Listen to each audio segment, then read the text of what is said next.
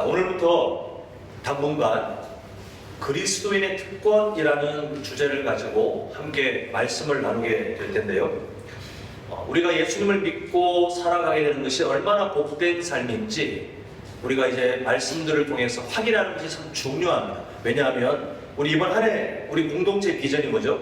여기 현수막은 없지만 뭐가 삶이 되는 교회를 꿈꾸고 있습니까? 우리가 감사가 삶이 되는 교회라는 것은 그저 의지적인 감사만 그냥 가득한 게 아니라 의지적인 감사를 성도님께서 지금 마을 모임마다 훈련하고 서로 나누고 또 기록된 걸 우리가 열매를 붙이고 하고 있지만 평생 그냥 우리의 일상 속에 의지적인 감사만 그냥 쥐어짜듯이 있기를 바라는 그런 훈련이 아니고 그 의지적인 감사는 우리의 최소한의 기준이에요. 최소한 마지노선이라고 하잖아요. 그 이후로는 물러날 수 없기 때문에 내가 감사를 안 하는 삶을 살 수 없고 억지로라도 의지적으로라도 감사하자, 이 마지노선이지 이게 우리의 최종 목적지가 아닙니다. 우리의 최종 목적지는 삶에 진짜 생동감 넘치는 감사가 삶이 되어야 돼요. 그저 오늘 아침에 눈을 떴는데 좀 몸이 찌뿌둥하게 사라지고 오늘 좀 기분이 활력이 있고 기분이 좋은데 이게 성도님들의 삶의 생동감이 아니라 오늘 함께 이따가 또 나눌 표현드리겠지만 예수님을 믿는다는 것의 특권, 세상 사람들과 확연히 다른 삶. 만약에 두 사람의 삶을 영상으로 찍는다고 했을 때 전혀 모르게요. 성도님들의 삶이 한쪽에 나오고 한쪽에 예수님 안 믿는 사람들의 삶이 나오는데 똑같이 아침에 기사, 그 다음에 둘이 어떻게 살아가는지를 이렇게 화면을 두 개로 분리해서 살아갈 때 성도님들께서 교회를 오고 성경을 읽고 찬양을 듣고 그거 빼고 일상 속에 그 세상 사람들과 확연하게 다른 게 뭐가 있을까요? 근데 있어야 정상이라는 겁니다. 그 있어야 정상은 세상 사람들이 알 수 없는 감사의 제목들, 의지적인 감사는 우리의 마지노선이라고 했잖아요. 최저 수준. 근데 그게 아니라 진짜 우리 삶의 동력이 되는 그 감사의 제목들은 내가 예수님을 믿음을 통해 지금 이 땅에서 누리고 있는 특권이 뭔지를 알아야 우리 감사의 폭이 깊이가 더 커지고 더 깊어지는 거거든요. 우리가 이제 수요 저녁 예배를 통해서 사실 이 주제를 가지고 함께 말씀을 나누겠지만 제가 예상하건데 성도님들께서 야, 나 진짜 교회 다니면서 처음 듣는다 이런 얘기는 하나도 없습니다. 그만큼 성도님들께서는 훈련이 오랫동안 되셨고 성경도 이제 어느 정도 방향을 아실 정도로 아시기 때문에 새로운 뭔가는 없겠지만 근데 한번 확인하고 정리하고 회복되었으면 좋겠어요. 아, 맞지. 예수님 믿고 특권이 이거지. 우리가 그렇게 한번 그리스도의 특권을 함께 살펴보겠는데요. 자, 오늘 제목이 뭐죠? 제목 한번 주보를 보시겠습니까? 아니면 화면을 보시는지. 예, 이게 가장 중요해요. 가장 중요해요. 그리스도의 특권. 내 삶이 사랑받고 있는 복된 삶이구나. 이거를 알아야 나머지가 다 열리기 시작하거든요. 자, 이게 뭔지 우리 세 가지 영적 교훈을 함께 살펴보겠습니다. 자, 먼저 첫 번째 제목을 함께 읽겠습니다. 시작. 성도는 무조건적인 하나님의 사랑을 받고 사는 복된 존재입니다. 자, 오늘 본문 워낙 유명하죠. 워낙 잘하는 말씀이지만 한번 그 안에 있는 말씀들의 그 의미들을 한번 좀 세부적으로 살펴보고자 하는데 오늘 본문은 하나님께서 사랑하셨다고 시작합니다. 근데 하나님께서 사랑하신 거를 한번 우리가 좀 더 깊이 들어가 보자면 첫 번째, 무엇을 사랑했다고 되어 있죠? 성경책 다 펴 계시죠? 하나님이 무엇을? 예, 세상을. 여기서 말하는 세상이 뭐냐는 겁니다. 세상이 뭐냐 하면 하나님께서 사랑하신 세상의 상태를 우리가 한번 주목해야 되겠는데요. 이 세상의 상태는 그냥 물리적인, 우리가 눈으로 보기에 어떤 세상, 야 이제 봄이 오니까 꽃이 피고 눈으로 보는 이 세상이 아니고 창세기 3장 이후에 하나님을 적극적으로 거부하고 하나님을 밀쳐내는 죄로 오염된 세상을 말해요.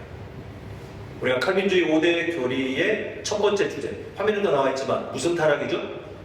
전적 타락. 약간만 타락은 카톨릭 쪽, 우리 개신교 쪽, 개혁주의 쪽은 전적 타락. 그래서 구원자가 필요하기 때문에 하나님의 말씀은 그렇게 설명하고 있기 때문에 전적 타락 상태예요. 이따 말씀드리겠지만 그 안에 누가 포함되어 있다는 거예요? 그 안에 있었던 과거의 우리가 그런 상태라는 것을 이해해야 되겠는데요.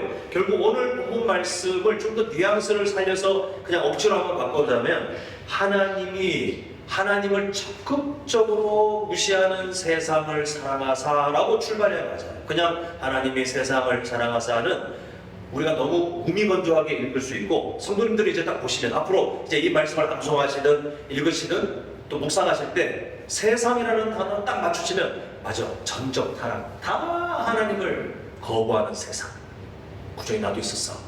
이걸 알고 오늘 말씀을 읽어야 이 말씀을 제대로 아는 겁니다. 자, 그 다음에 이처럼이라는 말이 오늘 본문에 나와 있죠. 이처럼은 이렇게 바꾸면 됩니다. 하나님이 세상을 이런 방식으로 사랑하사, 아니면 하나님이 세상을 이 정도로 사랑하사, 이 두 가지 의미가 다 담겨 있는데, 그 다음에 무슨 말이 나오죠? 독생자를 주셨어요. 이제 우리가 나눌 두 번째 교훈에 포함되긴 합니다만, 이 하나님께서 사랑하시는 방식과 정도가 뭐냐면, 독생자 예수 그리스도를 십자가에 달려 우리 대신 저주를 받아 죽게 하시는 방식, 죽게 하실 정도로 우리를 사랑하셨구나. 그게 이 요한복음 3장 16절에 담겨 있는 거예요. 하나님의 사랑은 이런 방식으로 표현되구나. 하나님의 사랑은 내 병을 고쳐야 사랑. 하나님의 사랑은 내 가정의 어떤 경제적 윤택함을 책임져 주셔야 나를 사랑하는 거예요. 하나님께서는 내 자녀를 잘 되게 해주셔야 사랑하는 거예요 라고 우리가 그런 조건을 달 필요가 하나도 없이, 하나님의 사랑은 명확하게 예수님의 십자가 사랑을 통해서 그 방식과 그 정도의 사랑으로 우리에게 표현됐다라고 한번 정리할 수 있겠고요. 자, 마지막 세 번째, 하나님의 사랑을 누리는 대상을 우리가 보게 되는데, 하나님께서 사랑하시는 그 세상을 사랑하사 그 다음에 독생자를 주셨으니, 그 다음에 누구든지라고 되어 있어요. 누구든지. 자, 여기 우리가 두 가지를 좀 조심해야 되는데요.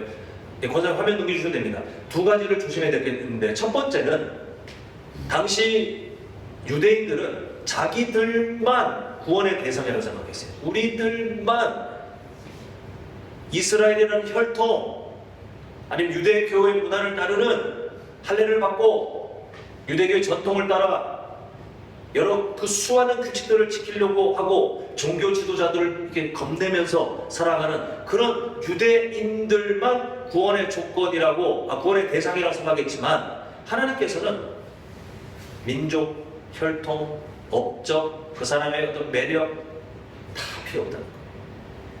다 조건으로 보지 않는다. 첫 번째가 이제 우리 그걸 조심해야 돼요. 하나님께서 베푸시는 사랑의 그 대상을 보니 조건이 없구나.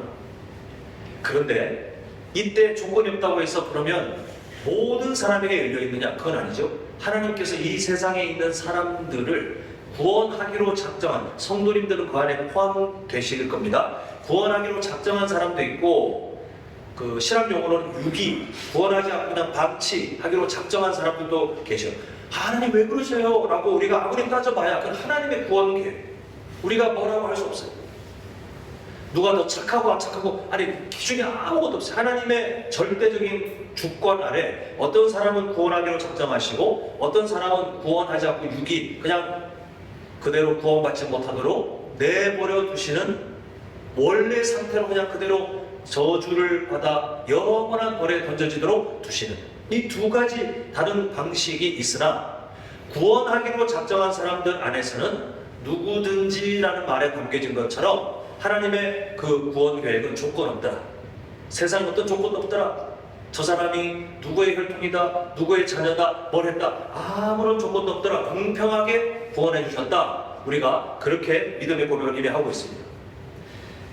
사랑하는 성도 여러분, 교회를 다니는 사람들 중에요, 꽤 많은 사람들이 본인이 성도라고 알고 있고 그리스도인이라고 알고 있지만, 사실은 그 그리스도인으로 살고 있다는 것에 대한 감사가 그다지 없어요. 머리로는 그렇게 살고 싶은데 실제 삶을 보면 세상 사람들과 큰 차이가 없거나, 오히려 더 여유가 없거나, 더 마음에 막 조바심이 생기거나, 더 우울하거나, 그런 분들도 꽤 많이 봤어요. 그 이유가 뭐냐면, 내가 지식으로 이해하고 있는 하나님이 나를 사랑하시는 그 이론이죠. 이론. 우리가 이미 알고 있는 그 이론에 내 삶을 쏙 빼놓고 보기 때문에 그 감사가 전혀 발생되지 않는 거예요. 자, 아까 전에 보았던 걸 하나하나 다시 한번 보겠는데요.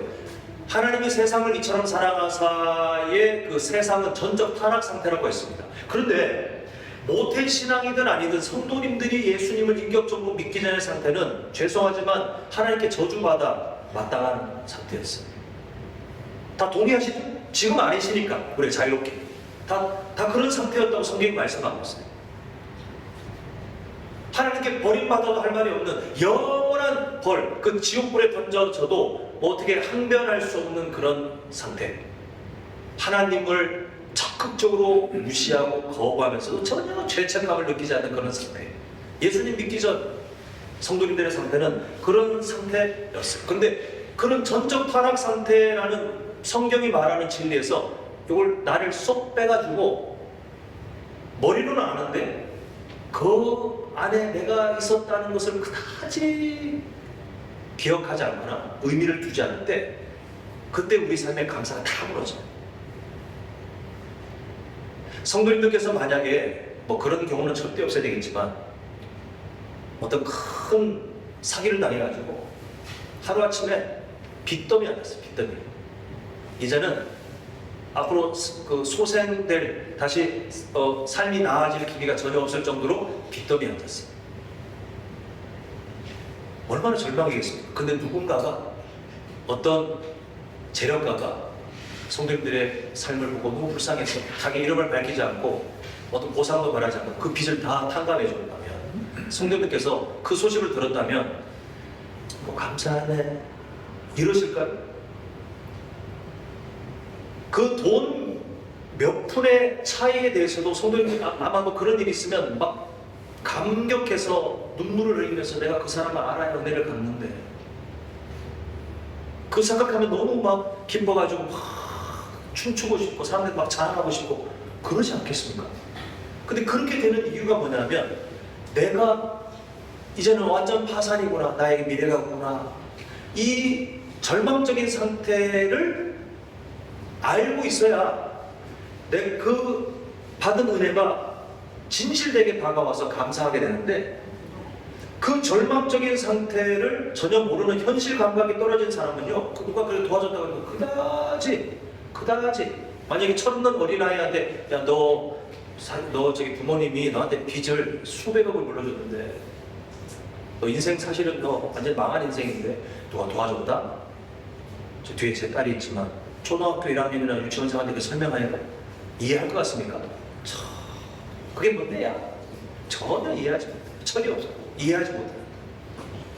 우리 삶도 마찬가지예요. 왜 우리가 감격이 없고 그리스도인으로 살아가는 특권을 우리 스스로 왜 잃어버리냐면 이전의 전적 타락 상태에 내 자신을 쏙 빼놓고 그냥 누군가의 이야기 아니면 죄인들의 이야기, 나는 그냥 어느 순간 예수를 믿고 있는 것처럼 그렇게 우리 스스로를 포장하기 때문에 그런데 우리가 빨리 그걸 회복해야 돼요.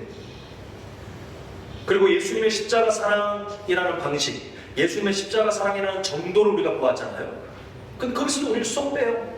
예수님께서 십자가에 죽으시고 우리 이제 고난주간 저번 주에 특세 함께 나눴는데 예수님께서 그 처절하게 뭐 그냥 두대로 맞고 가시에 찔리고 무겁게 들고 가고 못에 뚫리고 창에 찔리고 그걸 넘어서서 우리는 알고 있지 않습니까? 나무에 달려 하나님의 저주를 이제 여기서 그냥 다 사람 누구도 여기 예수님이 당한 고난에 명함을 못 내리잖아요. 하나님의 저주를 받아.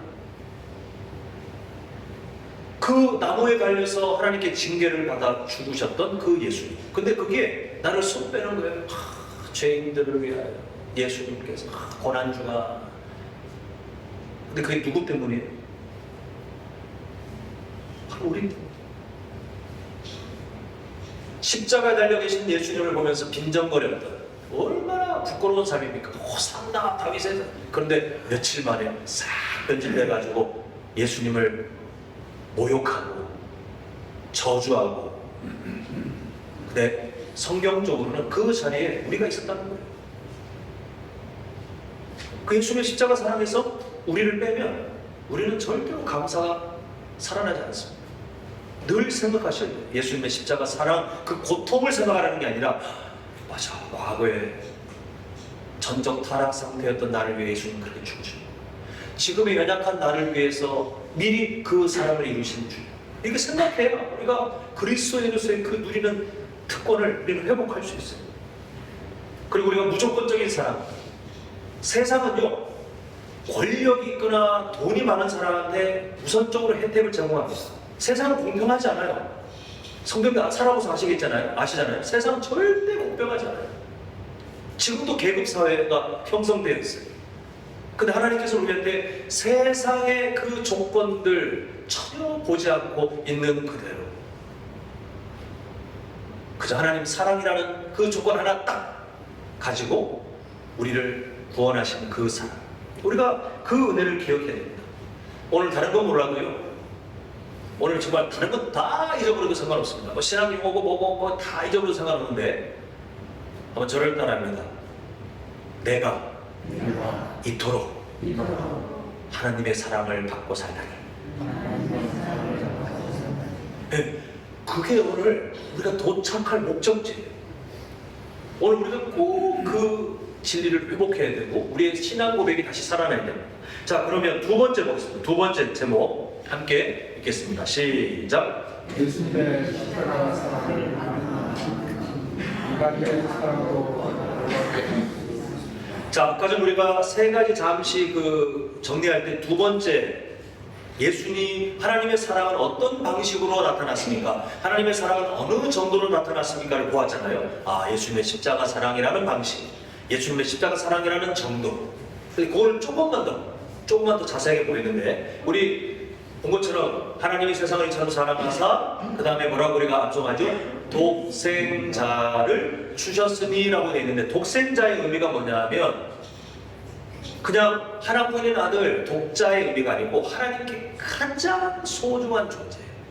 근데 그 하나님께 가장 소중한 존재가 하나님 수준에서 봤을 때, 하나님 수준, 우리처럼 연약한 수준이 아니라 완벽하신 하나님께서 보셨을 때 완벽하게 소중한 존재. 근데 그 소중한 존재를 저희들처럼 하나님께 적극적으로 원수되었던, 예수님께서 과거를 말합니다. 지금 말고요. 하나님께 적극적으로 원수되었던 죄인을 위해서 이 땅에 보내기로 작정하셨습니다. 자, 두 번째 보겠습니다. 독생자를 주셨으니라고 되어 있는데, 이 주셨으니를 그냥 우리가 한글 성경 읽으면 그냥 주셨다, 뭐 보냈다 이렇게 꽤 고상하게 느껴지잖아요. 근데 이 단어의 의미가 뭐냐면, 도살장에 가축이 죽으러 갈 때 그 주인이 데려가시고 그냥 그렇게 보내는 거예요. 가축의 도살장이 가축을 데려가는데 어떡하냐. 물론 정이 든 사람은 그럴 수도 있겠지만, 대체로 소 키워가지고 이렇게 고기로 공급하는 분들은 한 마리 한 마리 그렇게 그냥 신고 가면 끝이잖아요. 돈 받으면 이거 얼마 나왔네, 뭐 좀 떨어졌네, 이 돈으로 환산하잖아요. 하나님께서 예수님을 주셨으니까 제물로 그냥 넘겨버렸어요. 근데 하나님께서 너희들 손대지 말아요. 내 아들, 내가 정말 소중하게 생각하는데 내가 너희들 때문에 십자가에 죽게 하지만 내가 너희들 절대 못되게 손도 대지 마라. 내가 직접 못질하고 내가 직접 이렇게 정성 들여서 할 거다라고 하시지 않고 죄인들에게 예수님을 그냥 던져버린 거예요. 하나님께서 직접. 하나님의 마음이 얼마나 아프셨을지 우리가 감히 상상도 할 수 없는 부분이잖아요. 성도님들에게 자녀들이 진짜 소중한 존재인데 다른 사람을 살리기 위해서 내어놓지 못한 것보다 하나님께서, 완벽하신 그 하나님께서 완벽하게 친밀한 관계를 유지하던 예수님을 죄인들을 대신해서 도살장에 끌려가서 죽게 만드는 것처럼, 그 죄인들이 농락하든 말든, 죄인들이 모욕하든 말든, 죄인들이 저주하든 말든 그냥 내어주고 그 대가를 다 우리 대신 지불하도록 주셨을 때 하나님께서 얼마나 마음이 아프셨을지는 우리가 자식을 사랑하는 마음을 대입해서도 이해할 수 없는 참 큰 사랑이라는 것입니다. 제가 지금 마지막에 설명한 그 표현, 우리가 자식을 대입해서 봐도 이해할 수 없을 만큼, 근데 우리는 예수님의 십자가 사랑의 그 의미가 하나님께 그렇게 소중한 존재이신 그분을 그렇게 처참하게 도살장에 끌려가는 가축 던지듯이, 아니면 제사드리는데 제물 그냥 죽도록 던져주는 그런 것처럼 예수님을, 독생자 예수님을 그렇게 이 세상을 위해서 던지셨다면, 그걸 알아야 하나님의 사랑의 정도가 보이기 시작해요. 물론 우리는 다 이해하지 못할 겁니다. 연약하게. 그러나 그걸 알아야 그 정도라도 알 수 있게 돼요. 자, 우리 잘 아는 말씀이죠. 로마서 5장 8절. 자, 우리의 신앙 고백을 함께 했습니다. 시작. 우리가 아직 죄인이었을 때 그리스도께서 우리를 위하여 죽으심으로 하나님께서 우리에 대한 자기의 사랑을 확증하셨느니라. 자, 이 말씀에 담겨진 하나님의 그 간절한 소망이 느껴지십니까? 하나님께서는요, 자기의 사랑을 확증하셨느니라. 이게 뭐냐면, 사랑하는 내 아들아, 사랑하는 내 딸아, 제발 내가 너희들에게 베푼 이 사랑을 잊지 마라. 생생내시는 게 아니고요, 하나님께서는 알고 계시는 거예요. 우리가 이 사랑을 의심할 필요도 없고, 이 사랑을 우리가 무시할 필요도 없지만, 이 사랑을 우리가 애매하게 흐리멍텅하게 이해하면 우리에게서 불이익이에요. 우리가 손해를 겪거든요. 그러니까 하나님께서 저 로마서 5장 8절에 담겨있는 마음 확증하셨는데, 내가 내 아들 예수를 내가 그렇게 사랑하는, 완벽하게 나와 친밀한 교제를 누리던 내 독생자, 성자, 내 아들 너희들을 위해서 내어주며, 너희들이 농락하든 말든 내가 그냥 둘 수밖에, 심지어 십자가에 달려 내가 직접 너희들을 치는 것처럼 내 아들 예수를 쳤는데, 그렇게 저주를 받아 죽게 했는데, 그거 보면 내가 너희들을 얼마나 사랑하는지 그래도 조금이라도 알 수 있지 않겠니? 라고 우리에게 하나님이 우리를 얼마나 사랑하시는지를 잃어버리지 말고 그 사랑을 가지고 살아가라고 우리에게 그렇게 부탁하고 계시는 것을 보게 됩니다. 또 결국 우리는 예수님의 십자가 사랑을 보면, 하나님 정말 나를 사랑하시는 거 맞네요. 우리가 이 결론에 도달하지 않을 수가 없어요. 그래서 제가 매년마다 고난주간 오면 항상 성도님들 귀에 딱지가 않도록 얘기하잖아요. 제발 고난을 묵상하지 마시고, 고난주간 왔다고 맨날 검은 옷 일부러 입고, 고난주간 왔다고 일부러 우울하게 입고, 고난주간 왔다고, 고난주간 왔기 때문에 일부러 금식하고, 고난주간이 왔기 때문에 일부러 뭐 미디어 금식하면서 내가 TV를 미뤄두고, 아니면 뭘 미뤄두고, 잠시 미뤄두고, 그렇게 하지 마시라고 하는 이유가 뭐냐면, 그게 별로 의미가 없어요. 예수님의 십자가 사랑을 확인하면서 오히려 하나님 저를 그렇게 사랑하시는군요. 우리가 그걸 매일매일마다 확인하며 감사의 찬양, 기쁨, 이걸 올려드리기도 바쁜데, 그 고난주간이라는 분위기에 취해가지고 내가 뭔가 한 것처럼,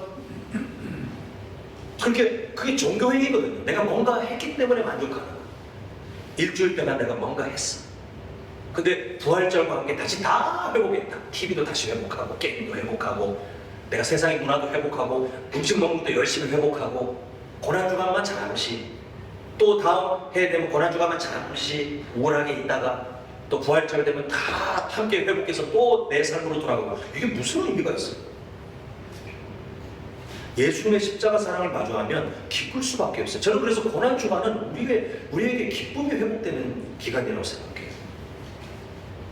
예수님의 십자가 사랑은 우리를 우울하게 만드는 게 아니라, 그 고통을 보면서 예수님이 얼마나 아팠을까 우리가 상상하라고 하나님께서 우리에게 그 사건들을, 사복음서를 통해서 입체적으로 보이신 게 아니라, 그 사랑을 보면서, 맞아, 죄가 이렇게 무섭고 하나님께 적극적으로 원수되었던 나의 상태가 그렇게 절망적이었고, 이 정도로 예수님이 고난을 당하실 정도로 그랬는데, 이제는 저를 자유하게 해주셨네요. 그 사랑 덕분에 제가 지금은 의인이 되었네요. 하나님의 자녀가 되었네요. 감사합니다. 저 기뻐요. 이게 고난주간을 통해 우리가 회복해야 될 은혜입니다. 많은 성도님들, 그리스도인으로 살아가는 만큼 우리는 예수님의 십자가 사랑을 알게 되고, 예수님의 십자가 사랑을 아는 만큼 하나님의 사랑을 우리는 온전하게 이해하게 되는데, 우리 모두가 하나님의 사랑을 정말 온전하게 이해하며 그리스도의 그 특권을 놓치지 않는 우리 모두가 될 수 있기를 간절히 소망합니다. 자, 마지막 세 번째 제목 함께 읽겠습니다. 시작. 멸망에서 생명으로 옮겨지는 믿음조차도 하나님의 뭐라고요? 하나님의 선물입니다. 자, 오늘 본문에서 살펴볼 마지막 주제가 뭐냐면 믿음이에요. 자, 우리 하반절 보면 화면 안 나옵니다. 그를 믿는 자마다 멸망하지 않고 영생을 얻게 하려 하심이라 이렇게 약속하고 계시죠? 하나님께서 하나님을 적극적으로 미워하고 하나님을 무시하던 전적 타락 상태였던 우리에게 주시고자 한 게 뭐냐면 멸망에서 어디로 옮겨지는 복입니까? 생명으로 옮겨지는 그 복인데, 그 복은 뭐로만 가능하냐면 믿음으로만 가능하다고 성경 곳곳에서 약속을 하고 계시는 거예요. 자, 그러면 성도님께서 믿음을 어떻게 이해하고 계십니까? 안 믿는 사람들도 교회 다니는 사람들 약간 웃기게 표현할 때 믿습니다 막 이렇게 흉내내고 막 그러잖아요. 그 믿는다는 게 뭘까요? 오늘 믿는다는 거를 약간 좀 학문적으로 간단하게 정리를 하겠지만 이걸 아시는 게 우리에게 유익할 것 같아요. 자, 첫 번째, 믿음에 세 가지 필수 요소가 있습니다. 믿음의 세 가지 필수 요소. 첫 번째가 뭐냐면 지식이에요. 지식. 우리가 예수님을 믿는데 예수님이 누군지 몰라. 그거 어떻게 믿어요? 너무 단순한 얘기잖아요. 예수님을 믿는다면 예수님이 어떠한 분인지를 이해하는 지식적인 이해, 그 지식이 먼저 필요하다는 겁니다. 자, 두 번째가 뭐냐면 동의예요. 동의. 우리가 이제 예수님에 대한 어떤 지식을 누군가를 통해 복음으로 듣거나 아니면 뭐 어떤 기회를 통해서 성경에 있는 그 진리를 일부분이라도 알게 됐다고 했을 때 동의, 믿음은 그 지식에 대해서 동의하게 되는 거예요. 그 진리에 대해서 동의하는 거예요. 아니, 알게 됐어요. 알게 됐는데 그걸 나는 그렇게 인정하지 않겠는데 그게 무슨 믿음이에요? 안다고 끝나는 게 아니라 반드시 그 지식에 대한 전적인 동의가 필요하다는 거죠. 자, 마지막이 정말 중요한데 신뢰입니다. 이거는 믿음의 꽃인데 이 신뢰가 뭐냐면 예수님을 믿어요 라고 할 때 예수님이 어떠한 분이신지 예수님이 하신 일에 대해서 이해하고 거기에 대해서 동의했어요. 여기서 끝나는 게 아니라 그 다음에 정말 그게 맞다면 일상생활 속에 정말 예수님을 신뢰하는 삶으로 자라가더라는 거예요. 진짜 믿음이 맞다면. 교회는 열심히 왔다 갔다 출석하는데 일상생활을 보니까 예수님에 대한 신뢰도 없고 기도도 안 하고 불안할 때마다 예수님을 찾는 노력도 안 하고, 물론 우리가 연약하여 잠시 주춤할 수는 있지만 아예 그런 게 전혀 없이 맨날 교회 와서 사람들을 만나고 교회 와서 뭐 종교 행위는 하고, 그런데 일상을 보니 예수님에 대한 어떤 신뢰, 예수님에 대한 어떤 의지 이런 게 없다면 그 사람은 믿음 없는 사람이에요. 자, 저를 따라합니다. 지식, 동의, 신뢰. 자, 믿음의 세 가지 필수. 시작. 지식, 동의, 신뢰. 자, 성도님들 다음 주까지 다 잊어버리셔도 돼요. 다만 믿음은 그냥 내 감정이 아니다. 믿음은 그냥 내 느낌이 아니다.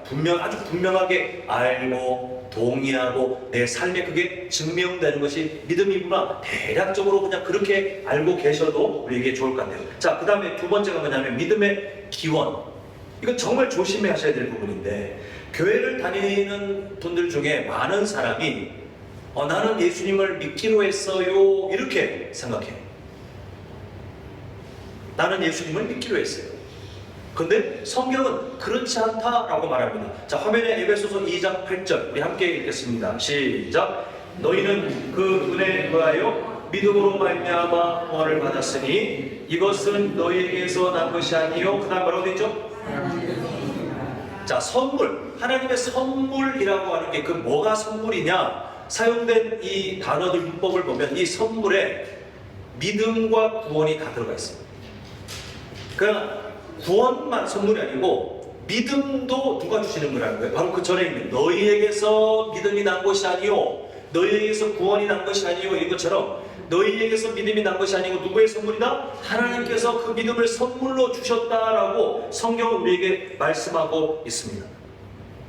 그럴 수밖에 없는 게 전적 타락 상태에 있던 우리가 무슨 수로 예수님을 향한 믿음을 만들어내요? 불가능해요.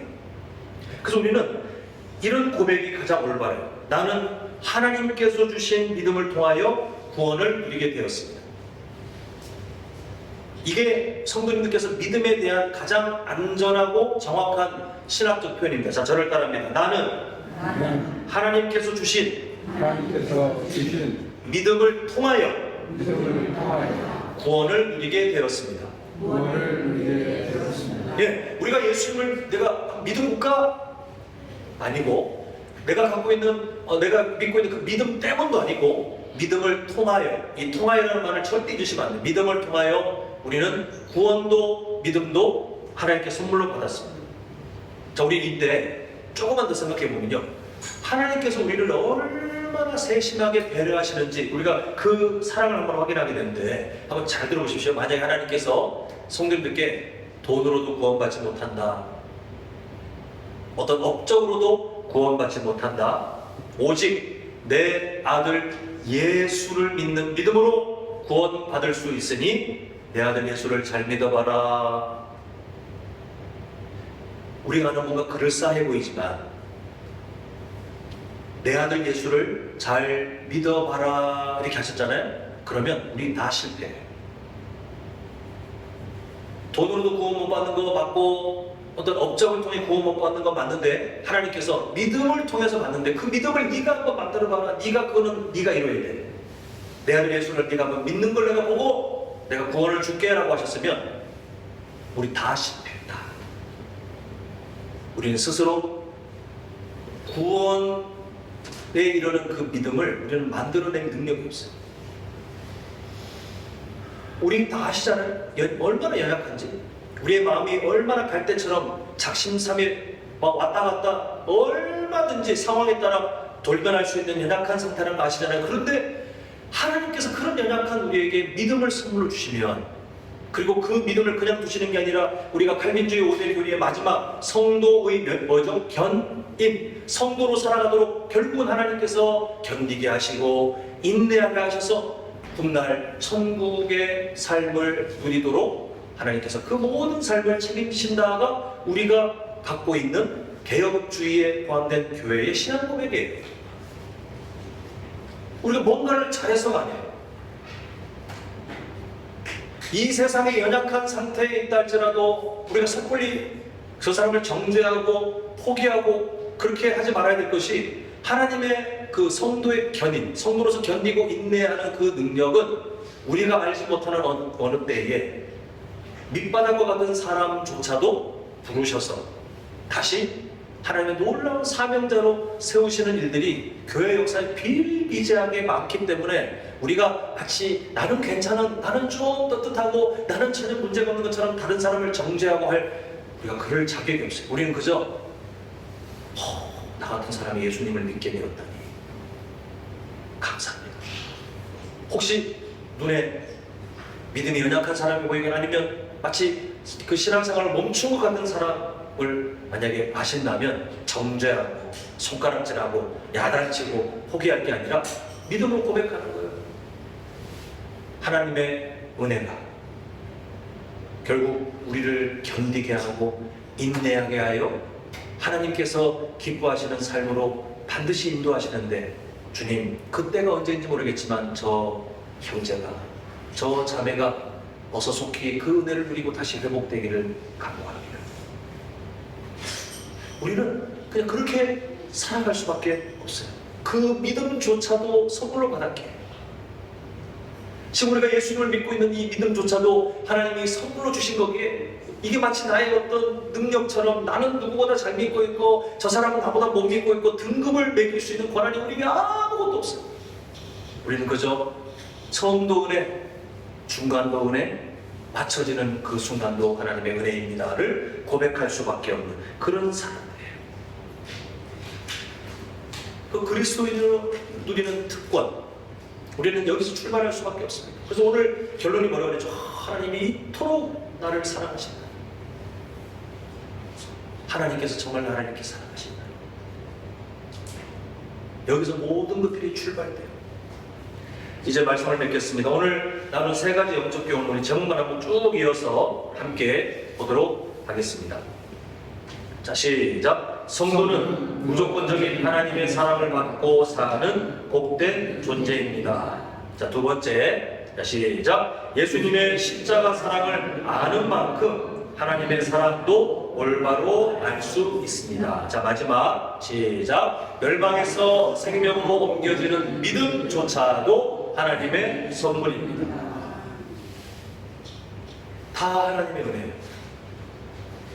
전적 타락 상태였던 내가 지금 의인이 되었다니, 이미 하나님의 자녀가 되었다니, 근데 그마저도 하나님께서 믿음 주셔서 그 삶을 살게 하신 거라니 하나님 정말 감사해요. 저의 연약함을 아시고 그 모든 것들을 아주 세심하게 배려하여 제가 살 수 있는 그런 방법들을 주신 주님 감사합니다. 우리는 그 신앙 고백으로 성도의 삶을 살아야 돼요. 자, 이제 중요한 질문을 드리겠습니다. 두 가지 질문 드립니다. 성도님들은 그리스도인이 맞으십니까? 여기서 눈치 보시면 안 돼요. 그냥 당당하게 연약해도 다시, 성도님들은 그리스도인이 맞으십니까? 이제 정말 중요한 질문이에요. 마음으로 한번 답을 정리해 보시면 되겠는데요. 그리스도인으로 살면서 누리는 특권이 있는데 그것은 무엇입니까? 함께 읽습니다. 시작. 네, 이게 가장 중요해요. 우리가 연속으로 수요일 때마다 이제 특권들이, 우리가 지금 이미 누리고 있는 특권이 무엇인지를 살펴보겠지만,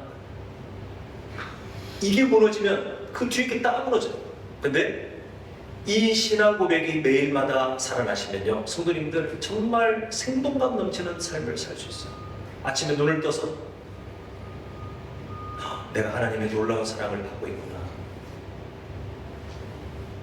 어제까지도 열심히 연약했는데, 어제까지도 열심히 하나님의 말씀에 순종하지 않고 그냥 내 삶대로 살았는데, 그럼에도 오늘 나의 삶이 하나님께 의인의 삶을 박탈당하지 않고 여전히 그 의인의 삶을 허락받고, 하나님의 자녀의 자격을 박탈당하지 않고 여전히 하나님의 자녀로 살면서, 심지어 아무리 연약해도 하나님을 향해서 아바마마가 아니라 뭐라고 부를 수 있을 정도로 친밀해요. 우리가 아빠, 그렇게 허락된 존재라니. 이걸 매일마다 확인하셔야 성도답게 살 수 있어요. 그리고 그게 그리스도인의 놀라운 특권 중에 하나입니다. 우리 성도님들, 아까 전에 설교 도입부에 왜 그 영상 많이 찍는다면, 한쪽에는 성도님들의 일상, 한쪽에는 세상 사람 누군가의 일상 같이 기상해서 쭉 삶을 비교한다면 과연 무슨 차이가 날까? 차이가 나셨으면 좋겠어요. 차이가 나셔야만 합니다. 근데 걱정하지 마십시오. 차이가 나도록 하나님께서 계속해서 성도님들을 인도하실 거예요. 가르치실 거예요.